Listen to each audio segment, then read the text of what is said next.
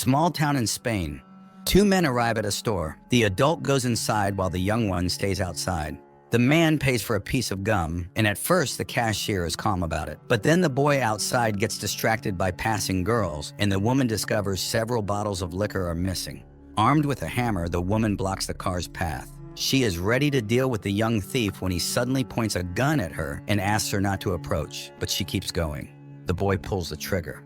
The woman screams, but there is no gun in the boy's hand. The adult man brings the boy to his senses, calling him Ian, puts him in the car, and they drive away. The arriving policeman helps the woman up, but despite her moans, he finds no wound. Nevertheless, he sets off in pursuit. Meanwhile, in the truck, the father scolds the boy for reckless behavior and asks him to do something to keep the truck from being noticed. And suddenly, the pursuing policeman sees a completely different car in front of him. The father reminds them of their rules: never stand out and never joke with the family. But Ian doesn't understand why they settle for so little when he can do much more. For example, he could enter a bank and show a piece of paper that the cashier would take for a check, but the father objects, saying they would be found before they could spend the money, and Ian would be sent to a lab for the rest of his life.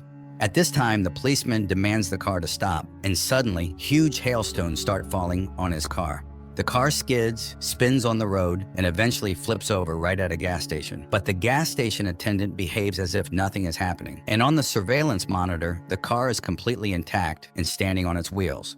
An unknown woman reviews the footage from this strange robbery and praises her team for a job well done. They finally found the boy. Meanwhile, Ian and his father are at home on an old ship. The boy dreams of a young, beautiful woman playing with a child and singing. Ian wakes up and hears his father's birthday greetings. But Ian doesn't want to listen to memories and announces to his father that he is going to the arcade. The father gives him a gift, which Ian sets aside. At this time, the policeman is recounting his misadventures to a waitress, but she just laughs at his fantasies, ignoring the man in dark glasses, and a group of armed people sneaks into their home. Adriana, entering the cabin, thanks Vicente for making such a splash. Otherwise, the agency wouldn't have found them. The problem is that the perceivers now also know where Ian is hiding. She demands Vicente hand over the boy, but he remains silent. However, her subordinates report that the boy is in the arcade. Meanwhile, a man who is among the perceivers is also looking for Ian, beating up agency employees along the way. Eventually, in one of the halls, an operative spots him and opens fire, ignoring the surrounding people. Ian sees that the perceiver is standing right behind the shooter and changes the reality in front of his eyes. The man also sees the boy, but then they sneak up behind him, put a special helmet on his head, and take him away. A girl who appears asks Ian not to look at the perceiver. The boy is taken away while the perceiver continues to fight, even with a covered face, and easily tosses the agents aside. Ian is brought to Adriana's van. The woman says that there are quite a few like him in the world, and if he wants to survive, he must go with her.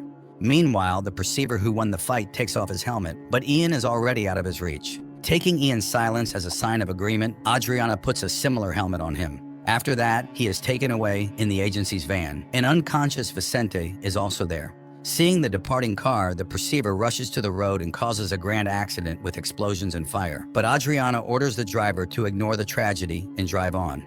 He steps on the gas and passes through the mirage, much to the perceiver's chagrin. The boy is brought to the agency, where Adriana says that the worsening of people's lives is due to the power, which is achieved by the ability to create lies believed by millions. People with superpowers, united in an organization called Awareness, control the power, manipulating the minds of the powerful. And their agency tries to maintain the scant democracy left in the world. The person he saw is a perceiver, the last of the Awareness organization who can project images like Ian himself. And he wants to recruit Ian into his team or destroy him. Adriana needs the formula in Ian's blood with which they can create more like him. The woman wants to make sure of his abilities and asks him to create a mirage of a beach, a cocktail, and a chihuahua, for which he should use some strong emotion, like anger at growing up without a mother. And she shows a photo of the very woman who had been in his dreams for many years. And they immediately find themselves on the beach. Only instead of a chihuahua, there is a fly.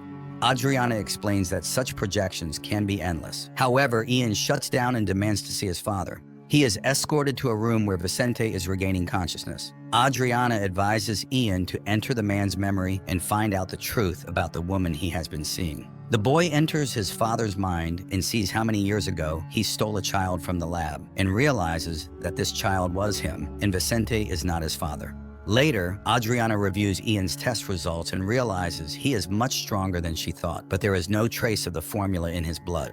Apparently, he is the only naturally born perceiver, although they were made sterile, and the boy may manifest a third secret ability. The project leader advises getting rid of the dangerous mutant. Meanwhile, a professor arrives at the research center, and Agent Esther comes to Ian's room, urging him to run to avoid becoming a lab rat. She takes the boy out, but they are spotted by security near the elevators. The girl engages in a fight and quickly dispatches the guards, but Ian demands they take Vicente with them as he wants to learn about his past. Adriana is informed about the disappearance of the subjects. She declares an alarm. Meanwhile, the professor walks freely around the center while the fugitives manage to get to the car and leave. On the way, Ian asks Vicente not to call him son, and the man understands that the boy has entered his mind. Meanwhile, the professor pulls out a gun and eliminates a group of guards. It becomes clear that he is a perceiver. Meanwhile, Ian diverts the guards' attention at the exit, and they look everywhere but at the car. However, one of the bullets hits the wheel, Ian loses control of the car, and it goes off the road. The perceiver, having caught up with them, realizes that Ian is hiding the accident scene. Later, Ian and Esther take Vicente to a roadside hostel, where they settle in for the night. In a conversation, the girl admits she works for the Awareness Organization, but she herself has no superpowers. In the morning, they relax on the hostel's roof and talk about life. The boy is saddened that Vicente is not his father, but the girl advises believing in himself. Returning to the room, they find Vicente already drunk. Esther asks to leave this drunkard and burden behind. Ian decides to enter the head of the sleeping man. He again sees the lab, reads its address on documents, and hears the name Kaminsky. Later, the boy goes to the bank and, handing the operator a check, asks to cash it. The woman gives him 5,000 euros, but as soon as the boy leaves, she finds a piece of paper in her hands with the word sorry. The security tries to catch the couple, but they escape.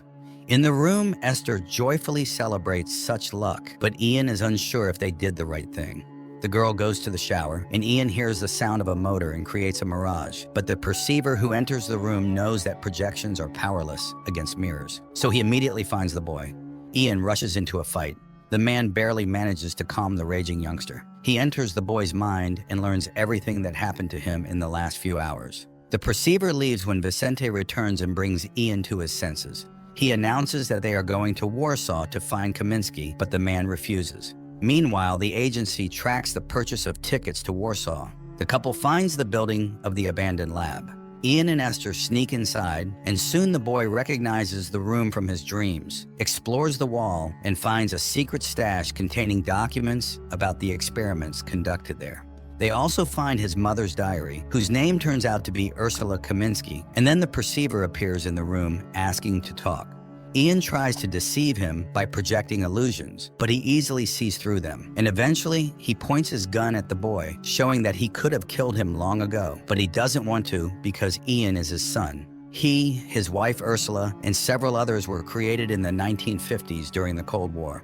They were given a special drug based on Kaminsky's formula, which developed their extrasensory abilities. But when the war ended, the authorities began to hunt down and destroy the dangerous mutants one by one.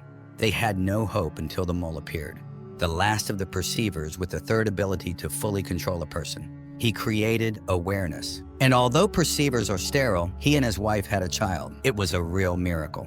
Their conversation is interrupted by the appearance of agents. The perceiver orders them to leave through the roof while he holds off the agents. The man goes out to meet the soldiers and opens fire with 2 pistols. The couple runs to the stairs, fighting off attackers along the way. The perceiver creates an illusion of dangerous spiders, and the agents start fending them off, but he manages to get the helmet on again. Esther still gets the boy to the roof, from which she makes a spectacular jump, while Ian slides down the construction chute and the couple escapes. Meanwhile, the perceiver is brought to Adriana. She orders the process of extracting the formula from his blood to begin, causing the man pain. But it turns out that the formula is so diluted in his body that it is impossible to synthesize it. During a break, the operator gives the perceiver a drink through a device that simultaneously holds a gun to his forehead to eliminate any chance of escape. But suddenly, the operator's hand turns the weapon on the guards and shoots them. Then he frees the prisoner. At this time, Ian and Esther arrive at the perceiver's house in Madrid, where Ursula has been living all these years. Ian is shocked by the woman's appearance when the entering perceiver advises him to enter her mind, since now they can only communicate that way. Ian finds himself in the same white room from childhood, where a child plays with strange cubes. It turns out that this is how his mother encrypted the formula, and now the perceiver asks to give it to him to create other perceivers and end the agency. But Ian refuses to do it, believing she hid it for a reason. The perceiver starts breaking into Ursula's mind. She convulses, and suddenly she comes to her senses and recognizes her son. At this time, the house is attacked by agency agents. Enraged, Ian activates the third ability and orders the fighters to kill each other. Adriana also puts a gun to her temple. She asks to stop, saying that everything is quite the opposite, but the boy is relentless. And then Vicente appears, asking not to kill people. A father is the one who raises and makes sacrifices. With these words, Vicente shoots himself. Ian rushes to the dying man while the perceiver drags Esther away. Vicente asks to enter his mind, and the boy sees how Ursula asked to save the child from the perceiver. He apologizes and remembers how his father taught him to look far and never give up. Vicente dies. Ian takes a gun and runs after the perceiver, and ends up in a hall where a party is going on. With a wave of his hand, he lays everyone on the floor and clears a path. But at the perceiver's command, people get up and start fighting Ian. The boy struggles, but Adriana appears and shoots the perceiver. He gets distracted and loses sight of Ian. However, he still holds Esther. He demands the formula and promises to release the girl. But then Adriana says that there is no girl here. She is a projection, so Ian can safely shoot. Esther screams that this is not true. Ian tries to recall when they could have implanted the cycle and decides that Esther is a vision. He shoots and kills the perceiver, but the girl does not disappear. Later, they meet Adriana at the cemetery. She asks for the formula, but he wants to remain neutral and gets into the car where Esther is waiting for him. He finally opens his father's gift, which turns out to be a book, reminding him that the best awaits those who do not lose hope. This is also what Adriana relies on, who promises the leader to achieve her goal. A pretty decent sci-fi action movie with an interesting dramatic line, where you won't understand until the end whose side the main character should be on, who his real father is, and whether his mother is still alive. And overall, who is the bad guy here?